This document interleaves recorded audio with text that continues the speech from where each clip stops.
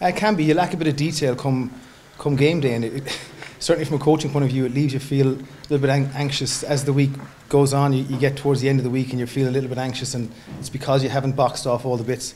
That was the feeling last week from a coaching point of view. I thought the lads did such a great job to put out that performance and fight hard to earn ourselves a final. You know, something that we're very, very proud of, that we're in a final.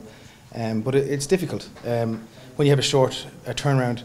This week's a little bit different, and today is more about detail and organisation than it would be.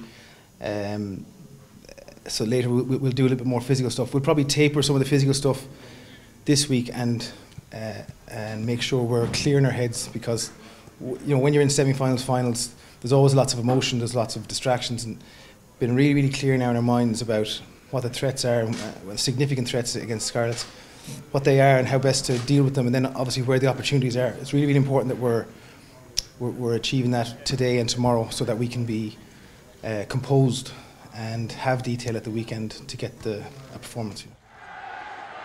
We'd love to get the same, and very often that doesn't happen. And I think if you know, in our preparation now, if we go in with the mindset of, you know, we just need to get through this week. We've played these guys a number of times this season, and we'll achieve that outcome. I think we'll come undone. So it's important that, you know, we're really clear in our heads about what it is to play Scarlets in a final. They came last year to us, knocked us down, and they beat Munster in a final in the Aviva. So they'll have no fear, first of all. But for us to be very clear, we've got clean eyes looking at them. We're not expecting the same thing. If we did, we'd be silly. And we'd come undone, you know. They have huge belief in themselves, so when they got knocked out of a competition, you're going to get that reaction. I've no doubt that in their heads and in their minds that they're well prepped. Good coaching team, really, really experienced group of players. Huge belief in their attack. If they do go ahead, they can stop you, they can slow you down. You're playing catch up, and that you saw that last week against Glasgow. You saw it against us in the semi-final where they just stopped us. So no, they're in a really, really good spot.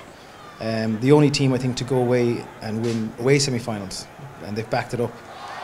So no, look, they've huge emotion involved in the game.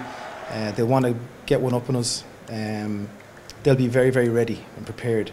I think we've played them 7 times in the last 3 years, and I think it's 3 wins apiece and a draw. So it's going to be a cracking game. It's going to be a great atmosphere, and something we're proud of again is the support we had over the weekend. We filled the RDS with extra seats, and the boys are proud of that, and we want to do right by ISA, as we've said, and also by the supporters that have come out to support the team, and we want to do right by them this weekend again. We've used the space we have indoors to be able to improve boys' skills in close quarters, and obviously, you know, Stuart on the field, and you know, he pushes so much of that we have to be that type of an attack team that can be unpredictable. And when we play against Scarlets this weekend, they're going to charge at our forwards in the middle of the field. Shingler and Tygburn and have done a great job in stopping teams. So we have to have a variety in how we attack, and those tip-ons and those little passes in behind are important to us. Scarlets will be ready, but yeah, we're in a good place, I suppose, with all that.